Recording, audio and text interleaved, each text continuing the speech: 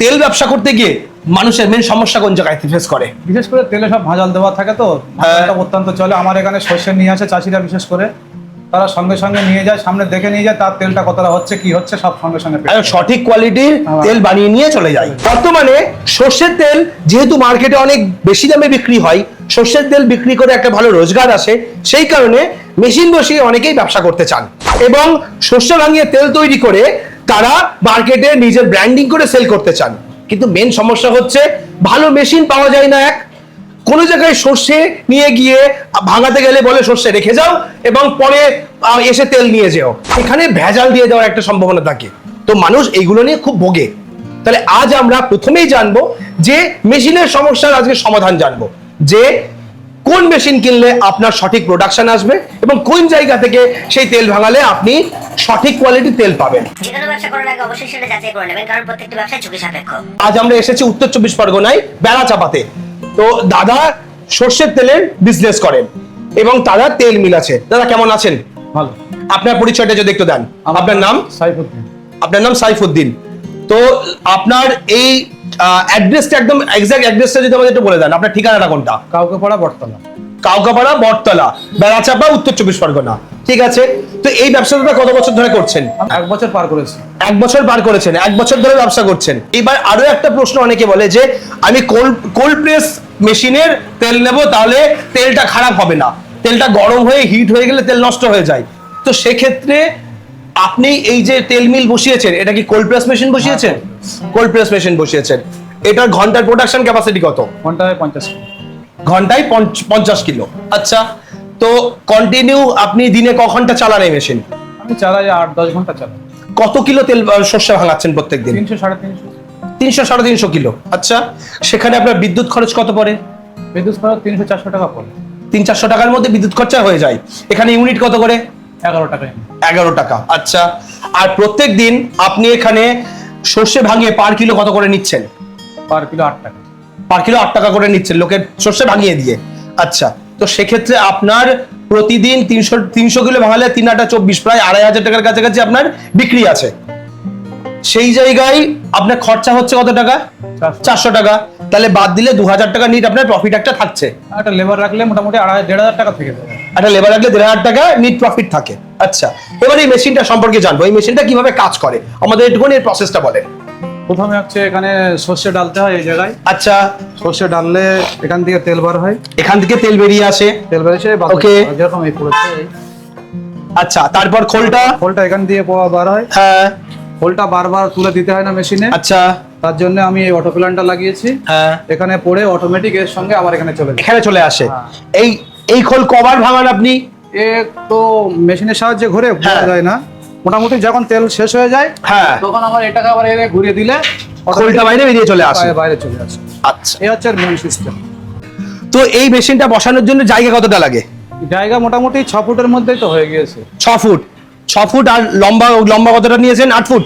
6/8 নিলে আপাতত হয়ে যাবে। 6/8 এর মধ্যে আপনি এই মেশিন বসিয়ে ফেলেছেন, যেটা ঘন্টায় আপনার 50 কিলো ক্যাপাসিটির মেশিন হচ্ছে। মেশিনের কোয়ালিটি কেমন?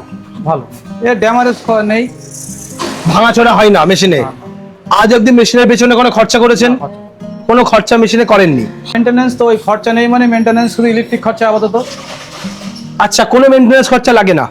ওকে, কোন কোম্পানি থেকে মেশিন কিনেছেন? এই Bharat agritech. Bharat agritech company থেকে নিয়েছেন। তো এই কোম্পানি থেকেই কেন মেশিন নিতে গেলেন? এই কোম্পানিতে নিয়েছি, অন্যান্য কোম্পানি আমাদের লোকাল অনেক কোম্পানি আছে, সেগুলো ক্ষয়ক্ষতি বেশি, এই জন্য এই কোম্পানির মাল নিয়েছি। তো এই কোম্পানির মেশিন আপনি ভালো কেন বলছেন? কাজ করে দেখছি মোটামুটি ভালো। আমি প্রথমে তো জানতাম না, নিয়েছিলাম, কিন্তু এখন দেখছি কাজ করে দেখছি ভালো। প্রথমেই কি এই কোম্পানির মেশিন নিয়ে শুরু করেছেন? হ্যাঁ, এই মেশিন। আচ্ছা, এটা 1 বছর ধরে চালাচ্ছেন আপনি এই মেশিনটা? ওকে, তো এখানে এই বডি কিসের? জং ফং পড়ে যাওয়ার কোনো ব্যাপার নেই তো? এইবার আমি একটুখানি জানতে চাইবো যে সর্ষের থেকে তেল তৈরির প্রোডাকশন, এই মেশিনে আপনি 1 কিলো সর্ষে থেকে কতটা তেল পাচ্ছেন? 1 কিলো সর্ষে 350 থেকে 400। 350 থেকে 400। এবার মার্কেটে তো আরো মেশিন আছে, সেই মেশিনের তুলনায় এতে তেল কি বেশি বেরোয় না কম বেরোয়? 2%-4% বেশি বেরোয়। বেশি বেরোয়। তাতে যে তেল ভাঙাতে আসছে তার সুবিধা হচ্ছে না আপনারও সুবিধা হচ্ছে? তার সুবিধার জন্য তো আমার মালটা কেন বেশি আসছে না। মাল বেশি আসছে। যে পরিমাণ আপনার কাছে তেল ভাঙানোর অর্ডার আসে প্রতিদিন যা পড়ছে, সেই পুরোটা কি ভাঙিয়ে উঠতে পারছেন? না, এক্সেসও থেকে যায়। এক্সেস থেকে যায়। আপনার কাছেই কেন তারা ঘুরে ঘুরে আসছে তেল সর্ষে ভাঙানোর জন্য? তেলের পার্সেন্টেজ বেশির জন্য এখানে আসছে। তেল পার্সেন্টেজ বেশির জন্য আসছে।